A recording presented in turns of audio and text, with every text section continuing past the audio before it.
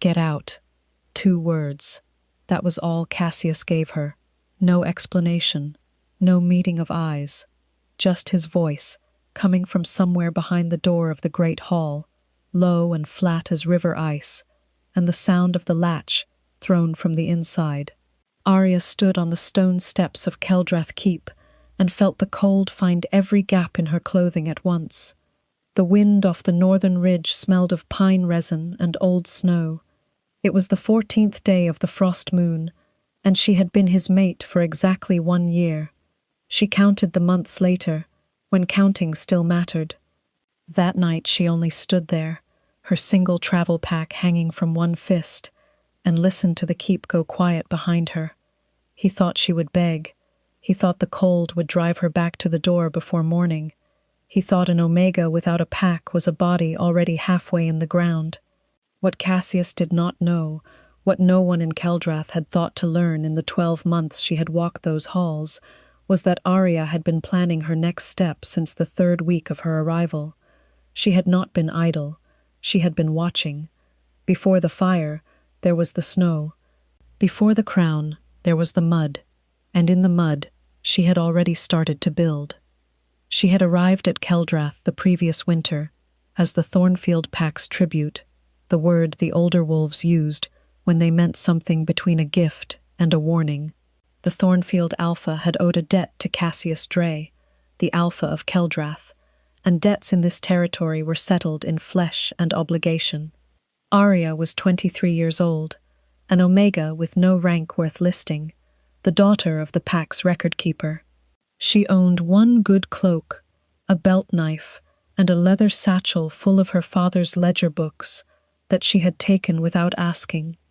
The records were 17 years of trade figures, tribute accounts, and the kind of small, careful handwriting that powerful men never thought to look at. That was the first thing no one in Keldrath knew about her. She had read every page. She knew the numbers behind every alliance in the northern quarter, and she could add a column faster than any scribe the keep employed. She had never told anyone. She simply went to work. Cassius did not greet her when she arrived. His beta, a broad-shouldered man named Oren, had walked her through the east corridor without ceremony and told her she would assist in the supply rooms. She was handed a tally stick and a candle stub and pointed toward a room that smelled of damp sacking and old grain. She did not complain. She catalogued 316 storage items in 4 days and found 11 discrepancies in the count that had been losing the keep roughly 40 silver marks per season for the past 6 years. She left a clean written report on the supply master's table. The supply master, a stout man with ink-stained cuffs, named Balon, stared at it for a long time before he went looking for the Omega who had written it. That was how she met Merritt. Merritt was Belen's mother, 70 years old, wolf-grey hair wound in a knot, and the only person in Keldrath who kept bees in winter. She had found Arya in the storage corridor late one evening and handed her a heel of bread with honeycomb pressed into it, without preamble. "You do that again," Merritt said, meaning the report, "and they'll hate you for it, or they'll use you for it. Those are the only 2 options when you're what you are in a place like this." Arya ate the bread. "Then I'll choose which one," she said. Merritt looked at her for a long time. Then she nodded once and walked away, and that was the beginning of the only friendship Arya made in 12 months inside those walls. The mating bond had come later, unexpected even to Cassius, who had made it plain through posture and dismissal that he had not wanted it and did not intend to act on it. He acknowledged it the way a man acknowledges a stain on his shirt, briefly, with mild irritation, and then by looking elsewhere. He marked her formally because the pack law required it when a true bond presented. He said 8 words to her on the day of the marking, and none of them were kind. He did not share a meal with her after. He returned to his work and his silences, and the she-wolf named Vera, who occupied the seat at his right hand at every public gathering. Arya watched all of it. She kept her face still, She kept her ledger books, and she kept building the thing that Cassius, busy ignoring her, had no idea was taking shape. Then came the night of the locked door, and the 2 words, and the steps, and the cold. She stood there for 30 seconds after the latch fell. Then she picked up her pack, turned toward the eastern tree line, and walked. She did not look back, not once. The snow was 4 inches deep, and she sank with every step. The temperature sat somewhere well below freezing, and her breath came out in short white bursts that dissolved against the dark. She had 11 silver marks sewn into the hem of her cloak. She had her knife. She had the satchel with the ledgers. And she had a specific destination in mind, one she had identified 4 months ago, on a day she had told no one about, a half-ruined mill structure at the eastern edge of Keldrath's territory, where the river bent and the tree cover was dense, and the old supply road still ran through once a week. The mill was not empty. She had not expected it to be. Fen was already there. Fen was 17, the youngest of the unmated Omegas that Keldrath's formal structure had simply forgotten to place. He was lean, quiet, and handy with tools in the way that people who grew up poor and cold always were. He had been sleeping in the mill for 6 weeks without anyone noticing, which told Arya everything she needed to know about how carefully Keldrath's Alpha watched the edges of his own territory. Fen looked up when she pushed the door open. He looked at her pack. He looked at her face. "You got thrown out too," he said. It was not a question. Arya set her pack down on the cleanest part of the floor and looked around the space. 2 walls were solid. 1 needed work. The roof had 1 gap, the width of a hand above the old wheel housing. There was a hearth, cold, but structurally sound. There was a water channel running under the east wall that had not frozen solid yet. She did her inventory the way she always did, counting, measuring, deciding. "How are you with stonework?" she said. Fen blinked. "Decent. Good. We start in the morning." She hung her cloak on the wall peg and went to build a fire. The cold that winter was a particular kind of cold that settled into the bones and stayed there. It was not vicious. It was patient. It reminded everything alive that it was only alive provisionally. That warmth was a negotiation and not a right. Arya understood that kind of cold. She had been living inside its social equivalent for 12 months. The mill took 3 weeks to make habitable, and she and Fen worked every daylight hour to do it. The gap in the roof was sealed with layered birch bark and clay packed in over green willow rods cut from the river bend. The weaker wall was buttressed with a log frame notched and fitted without nails, because they had no nails, and the notching held better anyway. The hearth drew cleanly once Arya cleared the flue with a bundle of reeds tied to a long sapling and scraped the old nest material out by hand. She came out of that chimney with bark debris in her hair and soot across her jaw, and Fen said nothing, because he had learned quickly that Arya did not require commentary on her appearance. She required someone to hand her the next tool. Merritt came on the 22nd day.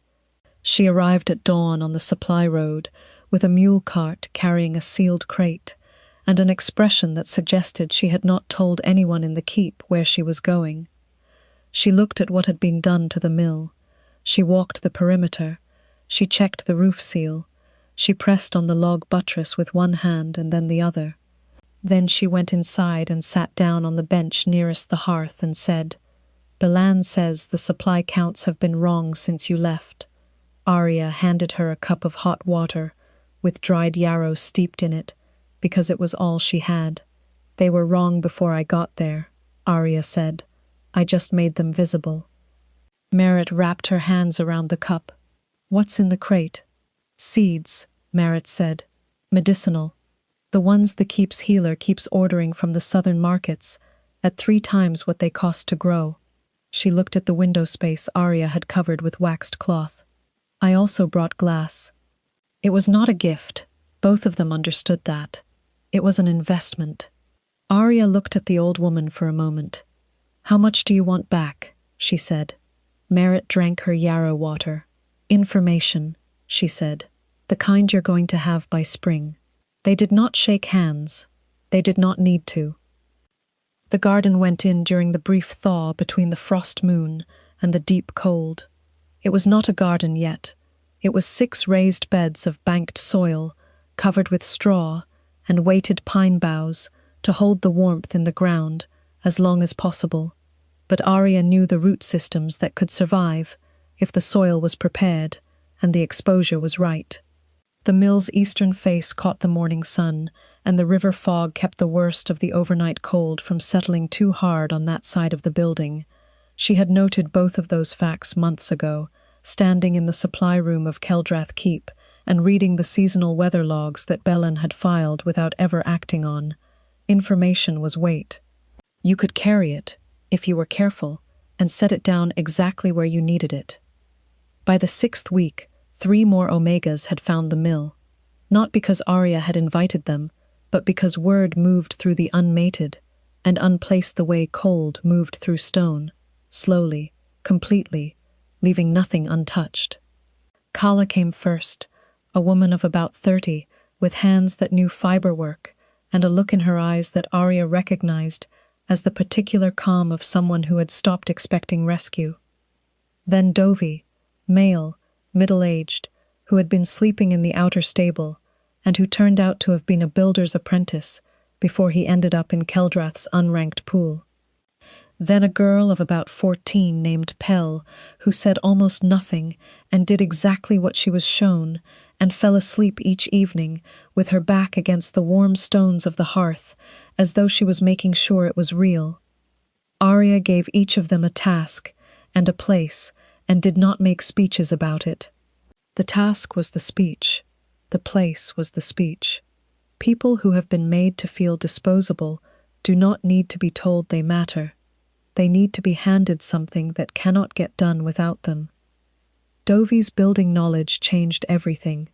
He looked at the mill's outer wall on his 3rd day and said, without particular drama, that the structure adjacent to the water wheel housing could be extended by 12 feet, using the existing foundation stones and the timber stack at the river edge, which Arya had not realized was a timber stack and had assumed was flood debris.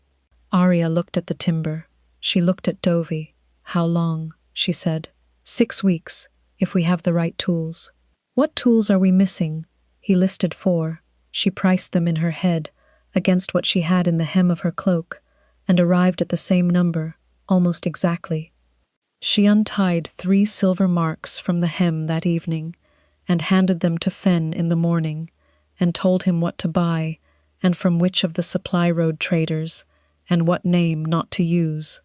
He was back by late afternoon with everything on the list. He had also spent 2 extra coppers on a small sack of dried apple rings without being asked, which was the first sign she had that the place was becoming something more than a shelter. The extension was framed and roofed before the deep cold hit its worst week. They worked by the light of 2 oil lamps when the days shortened to nothing, and the sound of the hammers carried out over the frozen ground and across the river bend, but the mill was far enough from the keep road that no one from Keldrath passed close enough to hear, or if they did not think it worth investigating. That was the thing about being invisible. People in power only remembered you existed when they needed something from you. Cassius had not sent anyone to check on her, not in 6 weeks, not a single runner, not a single pack member tasked with confirming she had survived the night she was thrown out. The bond still existed. She could feel it, a dull pressure at the back of her sternum, like a bruise that would not resolve, but he was not following it, and she was not going to. She had work to do. The medicinal garden under the straw and pine boughs was doing better than she had expected. Merritt came back twice more before the solstice, each time with something small and specific. Once a packet of powdered chalk that Arya needed for the soil adjustment in the northernmost bed.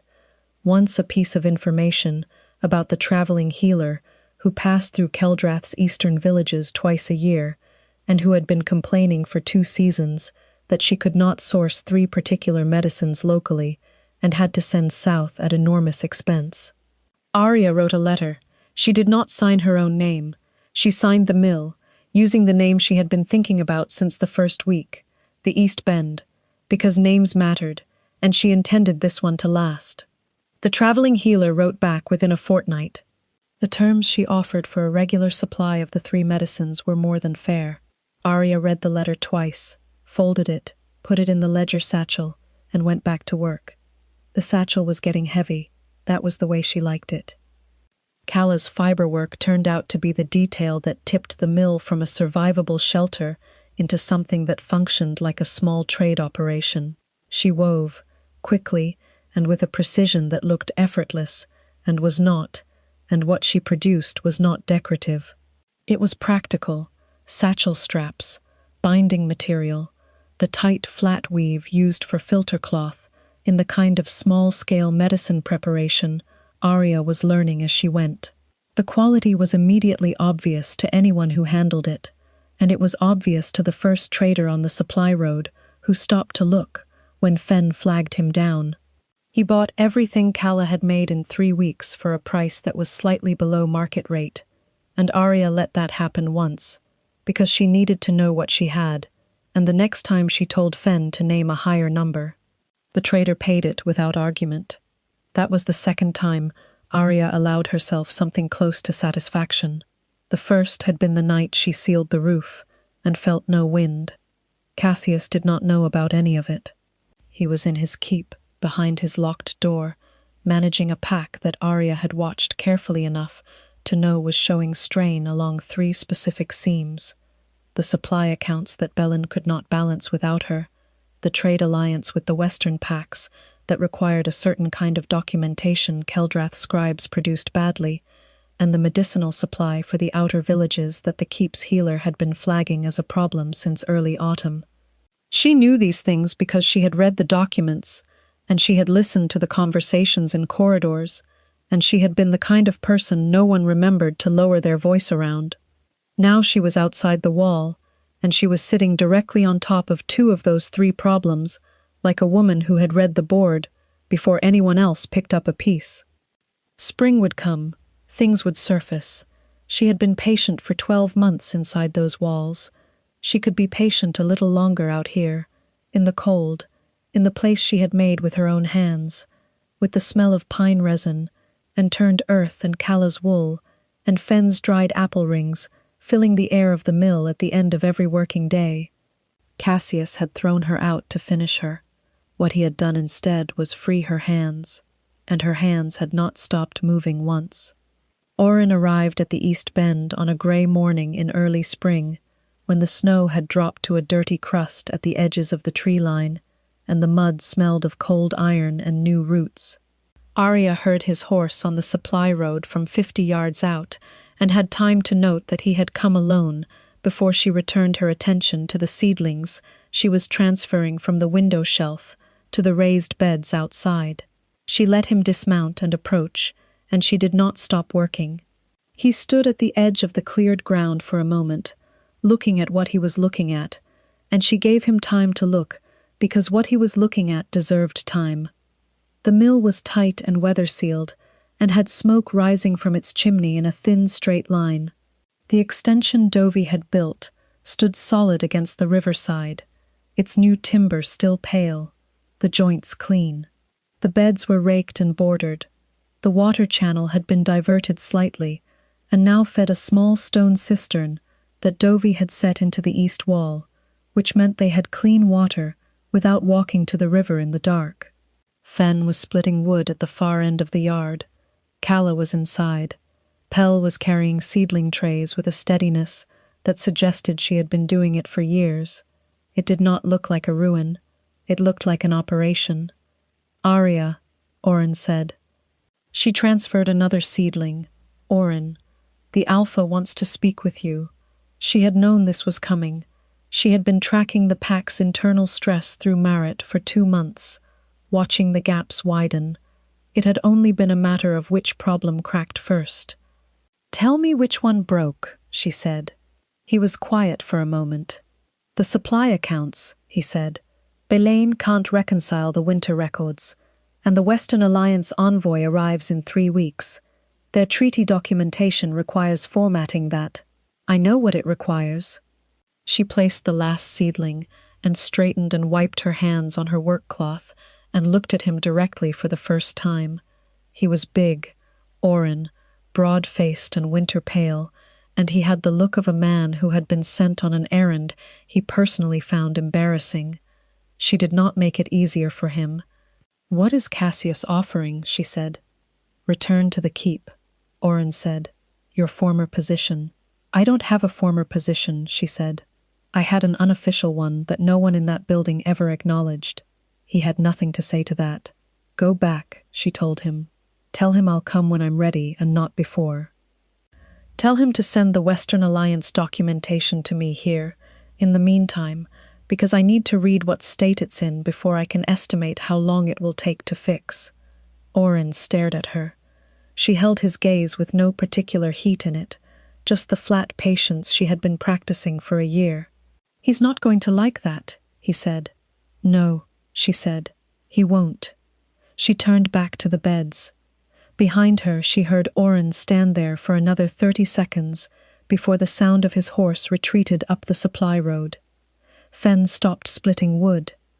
"Was that the keep's beta?" he said. "Yes." "What did he want?" "To see if I'd fold," she said. "Did you?" She looked at him. He picked up the axe again. The documentation arrived 2 days later by the same supply road, carried by a junior pack member who left the sealed bundle at the edge of the cleared ground and did not come any closer.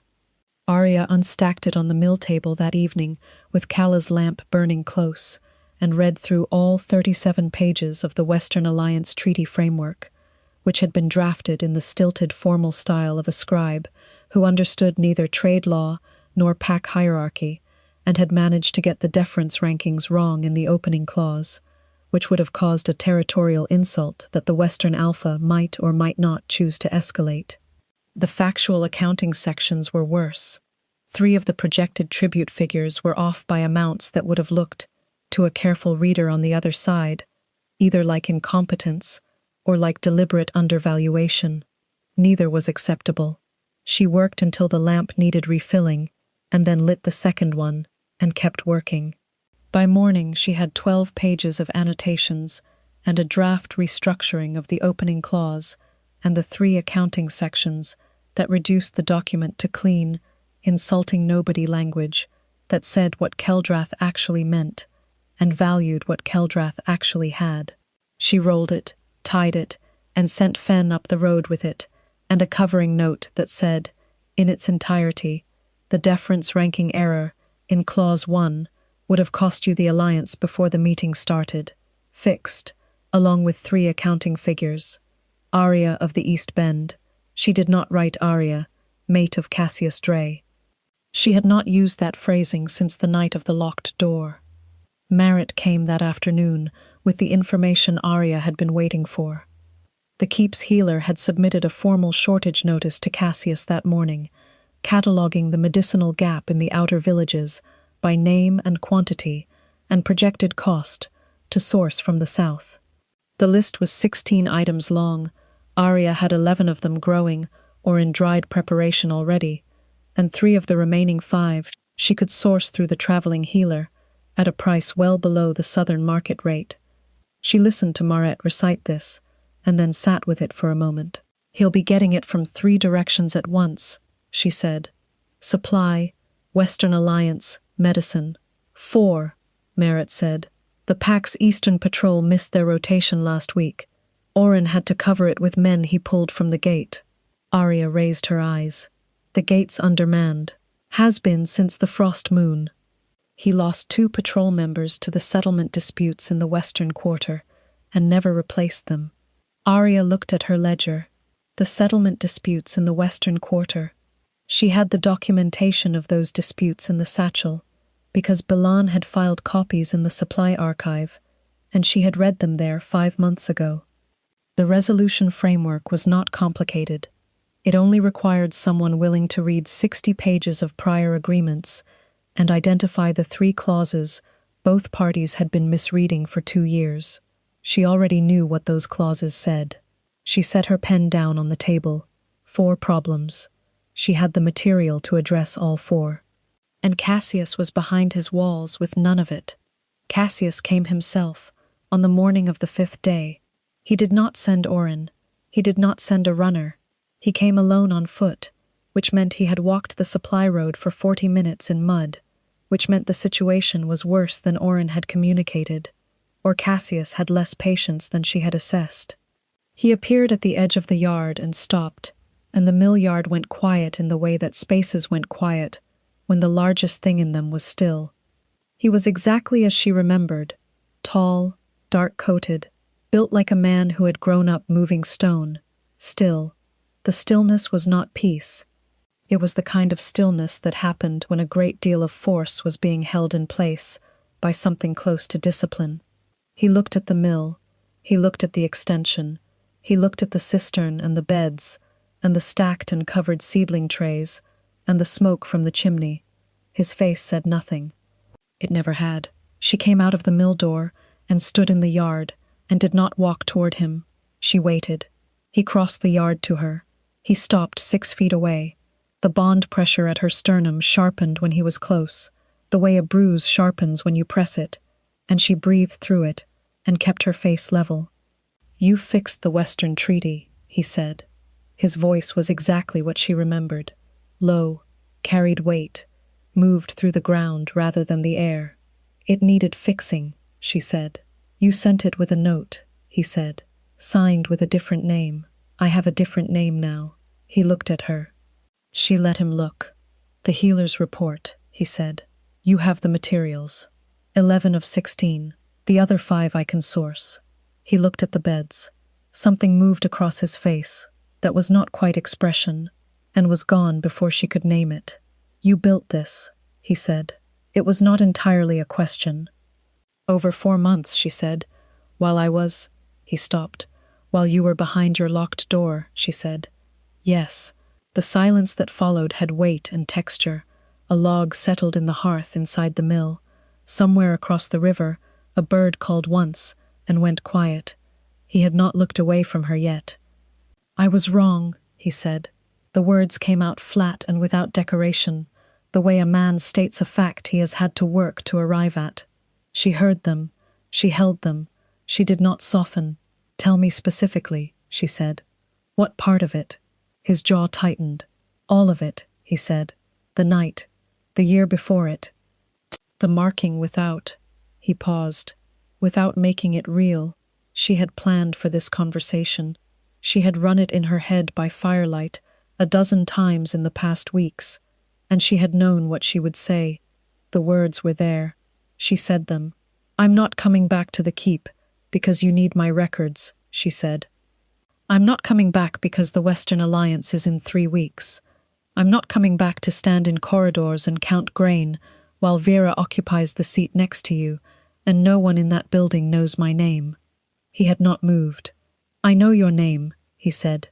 "You threw me out in 14-degree cold with 2 words," she said. "You had the bond for a year, and you treated it like a bureaucratic inconvenience. I survived. I built something. I did not stop or fold or freeze, and I need you to understand that clearly before we discuss any terms, because if you don't understand it, you'll make the same choices again, and I won't be outside the wall next time." "I'll be gone." The stillness in him deepened. Then something in it broke. Not loudly, not visibly, but she felt it in the bond pressure. A shift, a release, the way ice sounds when it starts to move in the thaw before a single crack appears. "What are your terms?" he said. She told him. She spoke for nearly 4 minutes without interruption, which she had not expected him to allow, and he listened with the focused attention of a man hearing a report that matters rather than a negotiation he intends to outlast. The terms were clear. The East Bend remained hers, under her name, an independent operation with trade relationships she had established and would continue to manage. The 5 people who had built it with her would have formal standing in the pack, named and ranked, not as charity, but as skilled contributors. Her position in the keep would be acknowledged in the formal treaty documentation, with her name and her function stated, not implied. And the seat at Cassius's right would be hers at the table, not by pack law, and not by the bond's precedent, but because she had earned it, and he was going to say so plainly. He was quiet for a long time after she finished. Fen had resumed splitting wood, cautiously, across the yard. The sound of the axe was steady and patient and real. Agreed, Cassius said. Simple as that. She held the word and checked its weight. It felt solid. She looked at him for another moment, because she was still deciding the last thing, the thing she had not run in the firelight rehearsals, because it was the part that was not about terms. I'm going to show you the garden, she said. Then we're going to sit at that table inside, and you're going to tell me what else is wrong with the pack, and we're going to go through it together, not because you need me to fix it, because I want to know the place I'm agreeing to go back to. Something moved across his face again, and this time it stayed long enough for her to name it. Relief. Not the relieved look of a man who had kept his asset, the look of a man who had almost lost something that mattered, and was only now admitting to himself how much. She turned toward the garden beds, and he fell in beside her. Not behind, beside. That was the beginning of the different thing. They stayed at the East Bend for 3 days before going back to the keep, which had not been part of any plan, but which happened the way most real things happened, because the work required it. The Western Alliance documentation needed 2 more revisions that were better done with Arya's references close at hand, and Cassius went through both of them with her, at the mill table on the second evening, with Merritt's lamp burning between them and the annotated pages spread across the grain of the wood. He read carefully. He asked precise questions. He did not pretend to understand what he did not understand, which was the thing she had not expected from him, and which changed something in her chest that had been braced against him since before the locked door. He ate what was cooked at the East Bend, without remarking on its simplicity. He slept in the small room at the end of the extension, on a rope bed that Dovey had strung tight enough to hold his weight. He helped Fen carry water from the cistern in the morning without being asked, not because he was performing humility, but because the cistern needed to be carried, and his hands were there. On the 3rd morning, Pell brought him a cup of the yarrow water without being told to, and he took it without making it strange, and Arya watched that happen from across the yard and filed it. On the afternoon of the 3rd day, they walked the supply road back to Keldrath together. The bond pressure at her sternum had changed again. It was no longer a bruise.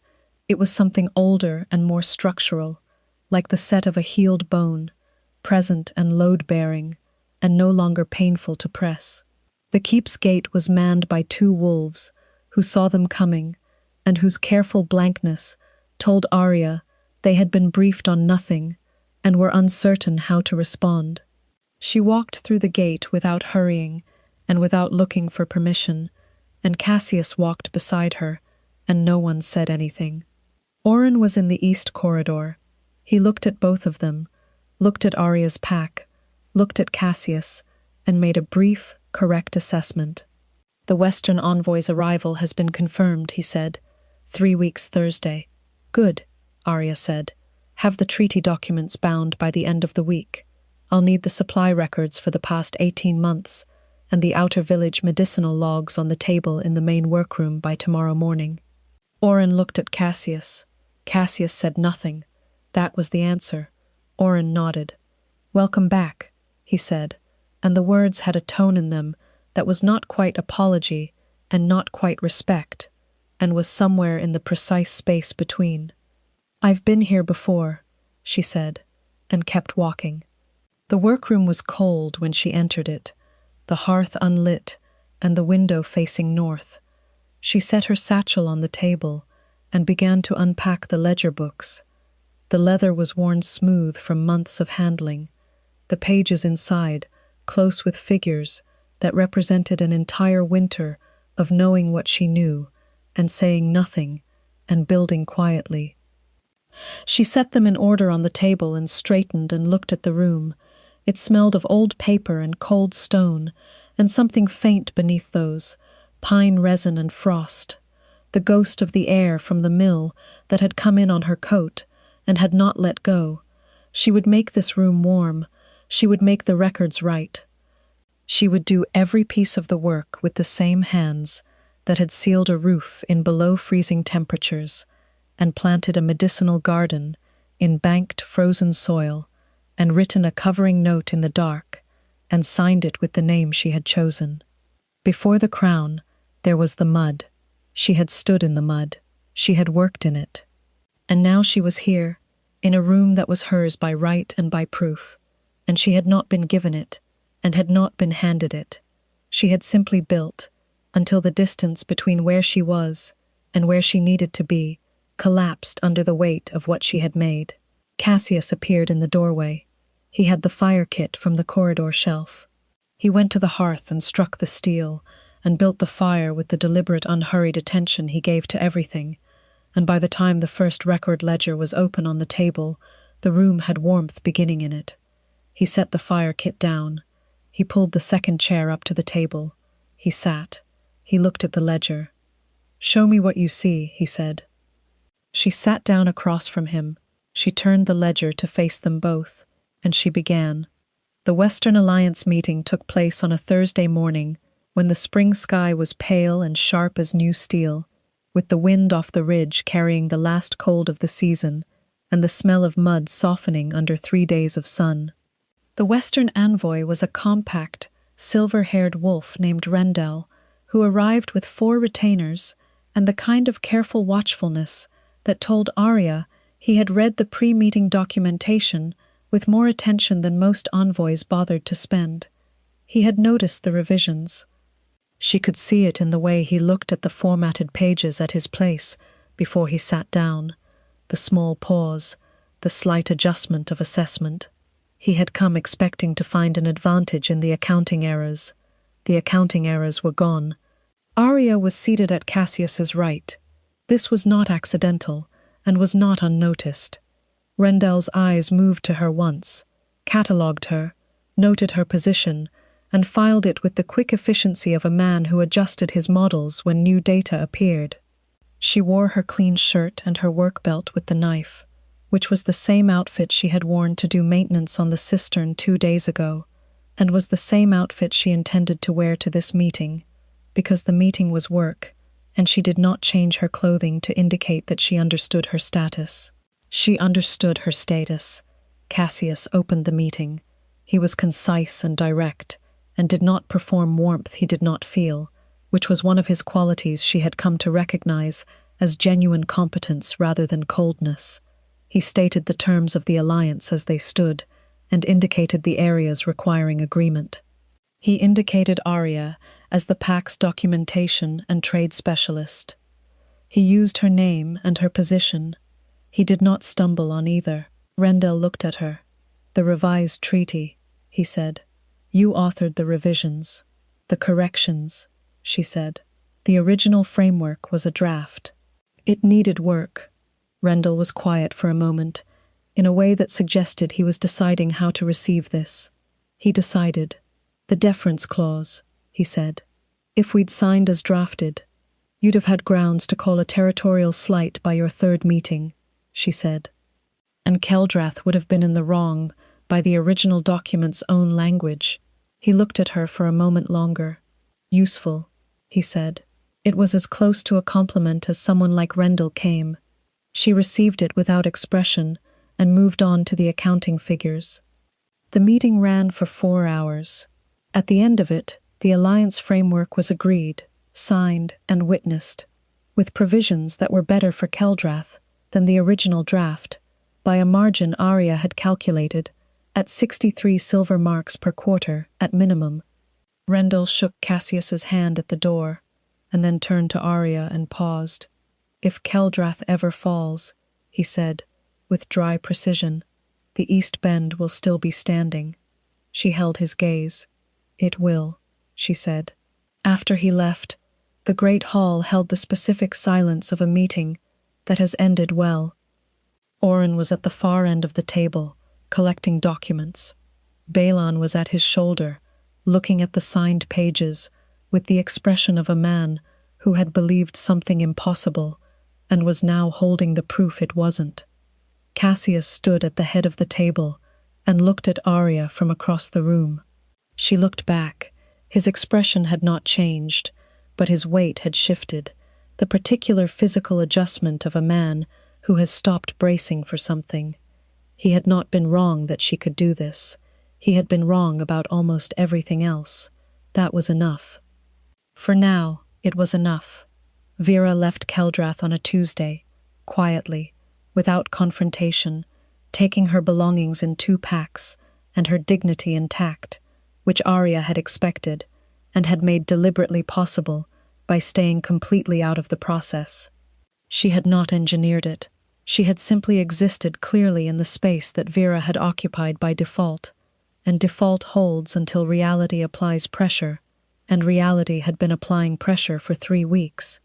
She heard about it from Merritt, who mentioned it the way she mentioned most things, without preliminary, in passing, while handing Arya something useful. "She's gone to her own kin on the river," Merritt said. "Took the 2 horses she came with, left the rest." "She'll be fine there," Arya said, because it was true, and because she meant it. Merritt looked at her with the particular expression she used when she thought Arya was being either admirably restrained or slightly strange, and handed her a cutting from the bee balm plant. "Spring growth," she said. "Put it in the east bed." Arya put it in the east bed. The east bed was producing. All 6 of the original beds were producing. The expanded plot Dovey had laid out along the south face of the extension added another 8 beds of cultivated medicinal ground, and the agreement with the traveling healer was now a formal written contract, 2 seasons running, worth more per quarter than Arya's entire previous existence in the keep had been worth in any denomination. She had not stopped building. She simply built differently now, with more hands and better light. With Cassius stopping at the East Bend twice a week on his way back from the outer patrol routes, and with Pell, who had grown 3 inches since autumn, taller and quieter, and starting to read the ledger entries with an attention that Arya noticed and said nothing about yet, because some things needed time, and she was good at giving things time. The keep's eastern patrol was now staffed. The settlement dispute in the western quarter had been resolved through a document she had drafted, and both disputing families had signed, after she sat with each of them separately and explained the 3 clauses they had been misreading, which had taken an afternoon and cost nothing but patience. The supply accounts balanced. They had balanced for 2 months. Bellin had told her this with the solemn gratitude of a man who had been carrying a bad number for 6 years and had forgotten what solid ground felt like. She had told him the ground had always been there. He just hadn't had the right map. The evening that settled things between her and Cassius properly was not a dramatic one. There was no declaration and no ceremony. It was a quiet evening in the mill workroom at the East Bend, late, with the lamp burning low, and the ledger pages spread between them, and Cassius, having fallen into the habit of looking at the accounts with her, that she had not invited and had not discouraged. He had been reading a supply projection she had drafted for the summer quarter, moving through it with the focused quiet he brought to everything, and he set the page down and was still for a moment. "You were planning this from the beginning," he said. "It was not an accusation. It was a recognition. I was planning an exit," she said, "from the 3rd week, from before the bond. You gave me no reason to plan for anything else." He accepted this. The lamp flame moved in a draft from the window and settled again. "If I hadn't thrown you out," he said, "would you still have built it?" She looked at the question for a moment, examining it honestly. "No," she said. "I'd have kept fixing your records and being invisible. You gave me the open air." He looked at the window. "That's a generous reading," he said. "It's not generous," she said. "It's accurate. I'm not interested in generous readings." He turned back to her and looked at her with the full weight of his attention, which was a considerable thing, and which she had learned to receive without either shrinking or performing indifference. "I don't want you invisible," he said. "I know," she said. "I know that now." She reached across the table and turned the lamp wick down one notch, and the room went to a lower, warmer light. The fire in the hearth was steady. Outside, the river moved past in the dark, patient and ongoing, full of the water of the spring thaw, carrying everything the winter had held on its way somewhere useful. She thought that some things did not require a great deal of words once the right ones had been said. He thought the same thing. They stayed at the table until the lamp burned out, and then they stayed in the dark for a while, and that was the end of the winter and the beginning of the different thing that had been taking shape since the night of the locked door, since the cold steps, since she had turned east without looking back and walked toward the place she had already decided to make real. Before the Crown, there was the mud. Before the East Bend, there was a girl standing on frozen steps with 11 silver marks sewn into her hem, and a satchel full of ledgers, and a plan no one had thought to look for. He had not broken her that night. He had not broken someone who was already building her exit. What he had gotten instead was 4 months of freedom, and a woman who had proven in mud and cold and timber and seed and ink what she was made of, and who had returned not because she was his, but because she had chosen to, on her own terms, at the time of her own deciding. She was still choosing. Every morning she chose. That was the difference. That was everything. The East Bend ran into its second full year with 7 workers, 4 raised beds added in the summer expansion, a formal supply contract with 2 additional healers in the southern quarter, and a small stone room built off the extension that held nothing but shelves and sorted dried medicine stock, and smelled of yarrow and pine and the clean cold of properly stored things. Pell was reading ledger entries with unsupervised accuracy by harvest season, and Arya had started leaving the daily columns for her to draft without comment, the way Arya herself had been left with a tally stick and a candle 12 months before, in a room no one cared about. The method was the same. The purpose was different. This was not disposability. This was transmission. Fenn had negotiated his own supply road trade relationship with a timber merchant by late autumn, using terms he had worked out with Arya's annotation, but in words entirely his own, and the look on his face when he came back with the signed paper was the look of a man who has discovered, for the first time, that he is capable of something he had not known he could do. Arya said nothing that evening. She put the paper in the ledger satchel and handed him a cup of yarrow water and went back to her seeds. That was the speech. Calla's work had reached a market in the Eastern Trade District, not through any single effort, but through the accumulated momentum of quality, which was slower than luck and considerably more reliable. Dovey had surveyed the East Bend's full property perimeter and produced a drawn map of the site, with proposed expansion phases numbered and dated, which Arya had pinned to the workroom wall with 4 nails and referred to twice a week. He had included a small notation in the corner of the map that said Phase 6, permanent structure, river-facing, 10 years. She had not told him to include a 10-year horizon. He had included it because he believed in it. That told her more about what they had built than any account balance could. Cassius came to the East Bend on Wednesdays and sometimes Sundays, and on the Wednesdays that ran long he stayed, and the rope bed in the small room at the end of the extension had been replaced with a proper frame that Dovey had built without being asked, and the room had a second lamp now, and a window with actual glass, which Marit had sourced in the spring, and had charged Arya a very fair price for, and which Arya had paid without argument, because fair prices were the foundation of everything that lasted. The keep's records were balanced, the alliance was solid, the outer patrol was staffed, and the Western Quarter settlement had held for 8 months without incident. These were the facts. The facts were good. The bond between Arya and Cassius was a thing she had stopped measuring against anything. It simply was. It was present and structural and load-bearing and real, the way the mill's stone foundation was real, the way the river bend was real, the way the spring always came after the frost moon, no matter what the winter had decided to try. He had been wrong, and he had said so, and he had shown it through 8 months of consistent specific change, which was the only form of apology she respected. She had taken it, not as forgiveness granted from a position of grace, as evidence, weighed and found sufficient.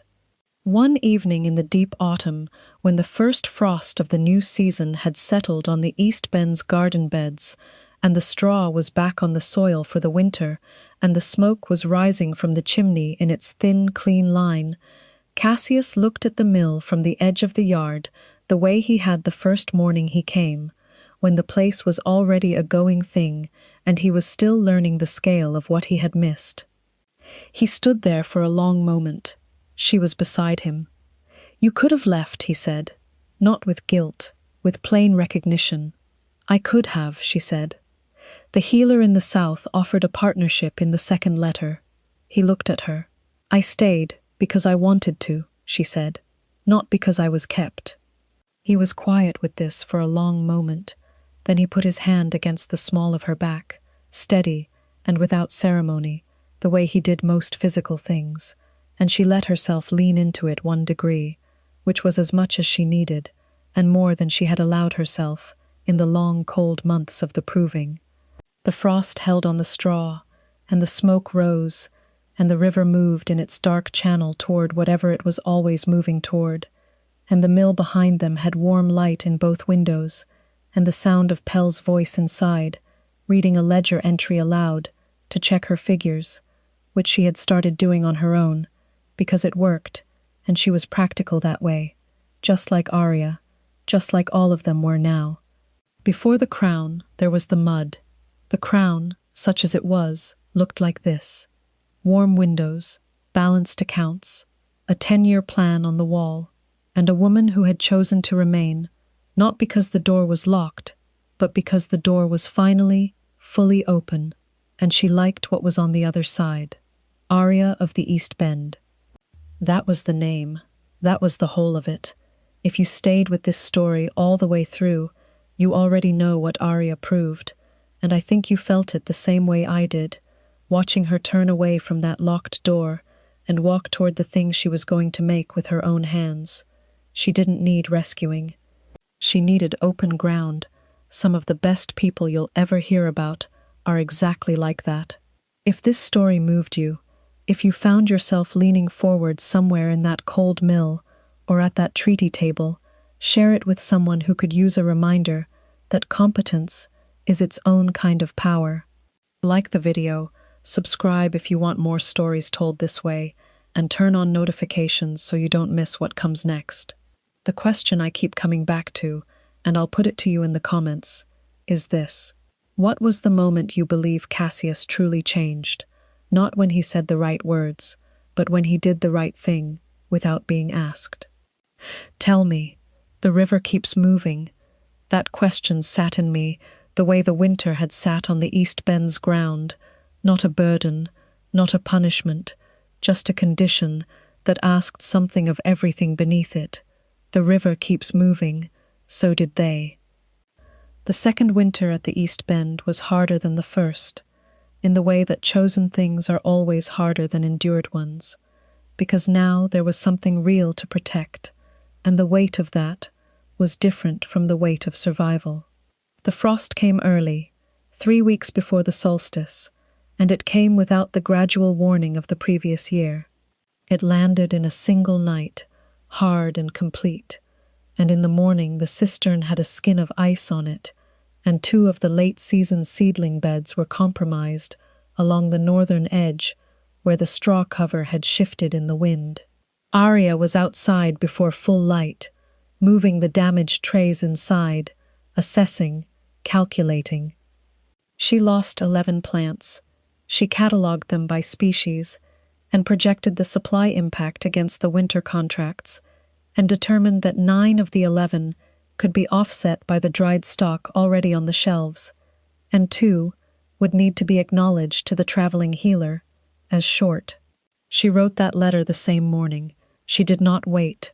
Honesty sent early cost less than honesty sent late, and she had learned that accounting principle from the same 17 years of her father's ledgers that had taught her everything else worth knowing.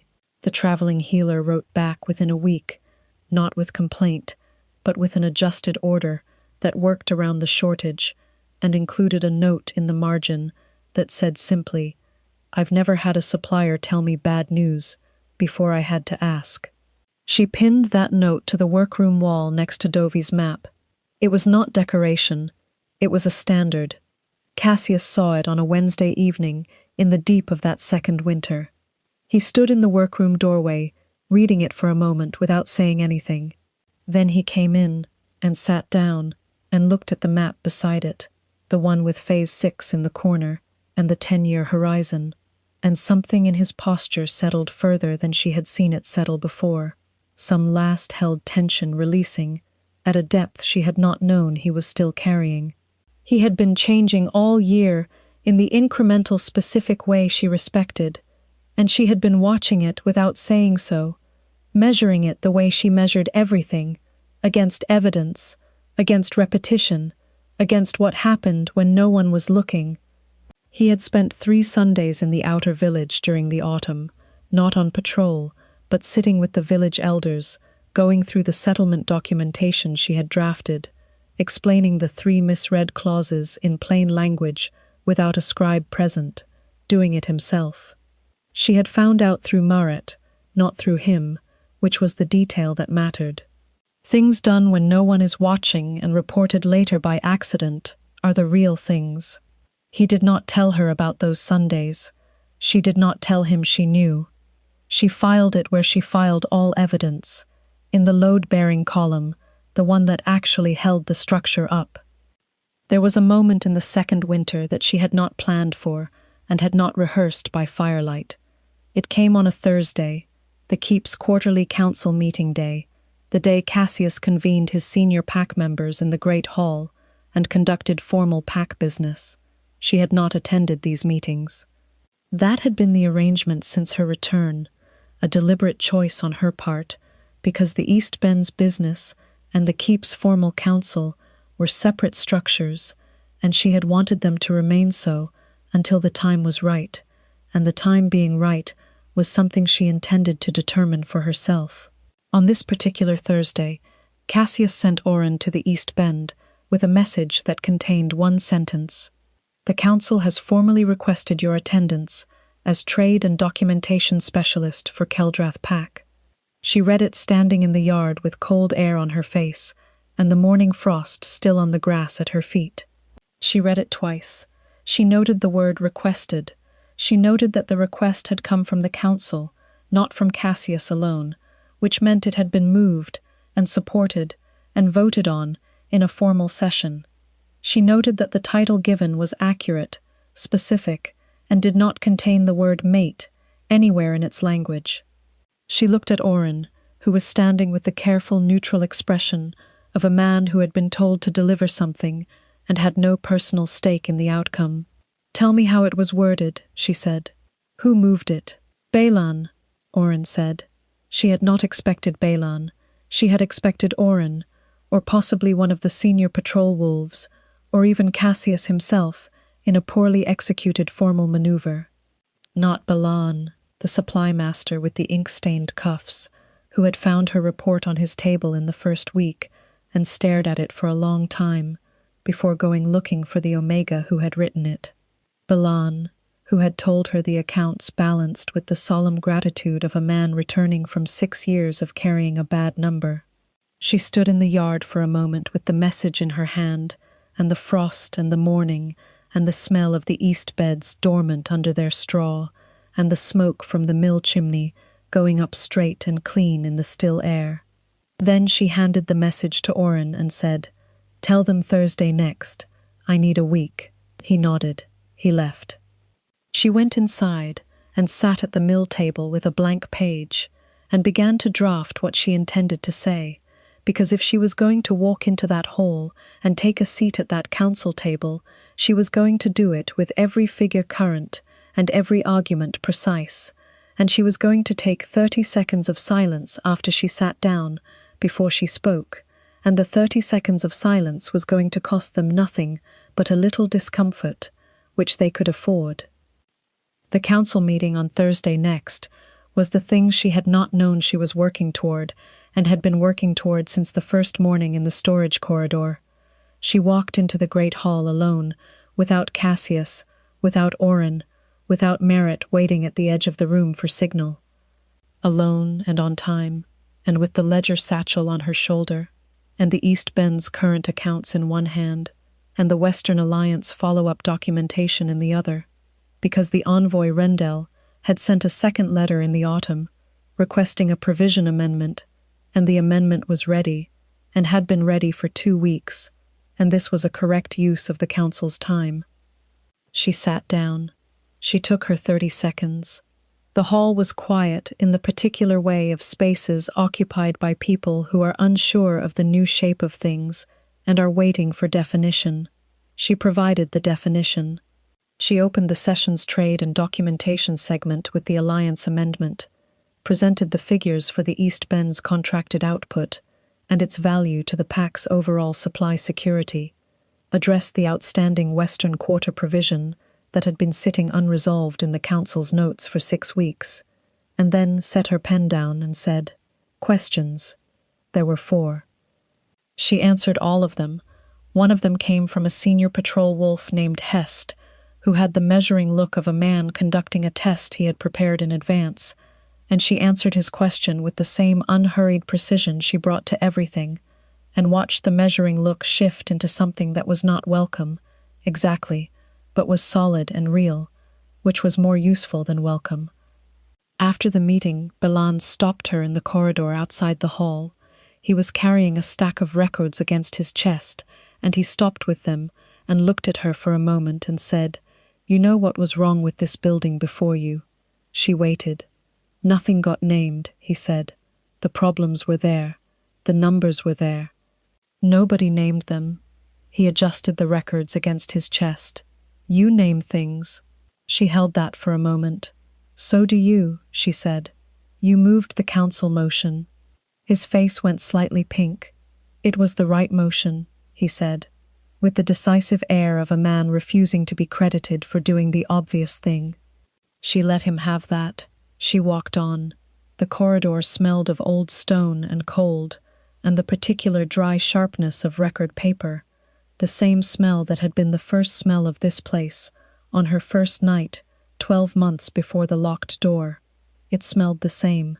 She smelled different.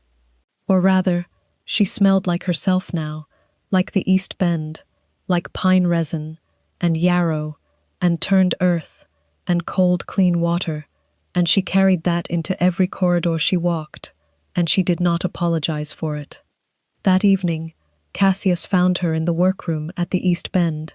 He had walked the supply road in the dark, which she had not expected, though she had noticed by now that he did unexpected things as a form of honesty rather than performance. He came in and set his coat on the wall peg and sat across from her at the table and looked at her with the full, open attention that she had come to understand was the closest he got to declaration. "Hest said you answered his question before he finished asking it," he said. "I knew what he was asking," she said. "It was a fair question. He also said you were right." She looked at her ledger. "I generally am," she said. "It was not arrogance." They both knew it was not arrogance. It was the same flat precision she brought to everything, and he knew by now that it was accurate, and he had stopped needing to check it against his own pride, which was the clearest sign of how far they had come. He reached across the table and put his hand over hers, not covering it, not claiming it, just setting his hand against hers, the way you set a stone against something true, to test the level. She turned her hand over. Their fingers settled together. The lamp between them was steady. The fire in the hearth was steady. Outside the window, the second winter held the East Bend in its patient, cold grip, and the straw was on the beds, and the shelves were full of sorted dried stock, and Pell was in the main room, reading a ledger aloud to check her figures, and Fenn's timber contract paper was filed in the satchel, and Dovey's map was on the wall with its 10-year notation in the corner, and Marit's bee-balm cutting had taken root in the east bed and would come back in spring, stronger than it had gone in, which was what things did when the ground was right and the care was consistent. This was the shape of it. This was the ordinary continuing life of a woman who had stood on frozen steps with 11 silver marks sewn into her hem, and had turned east without looking back, and had made something out of cold air and practical knowledge and the refusal to stop. She had not been broken on those steps. She had been released, and what had walked away from that door into the dark was not a diminished thing. It was everything she already was, with the door finally out of the way.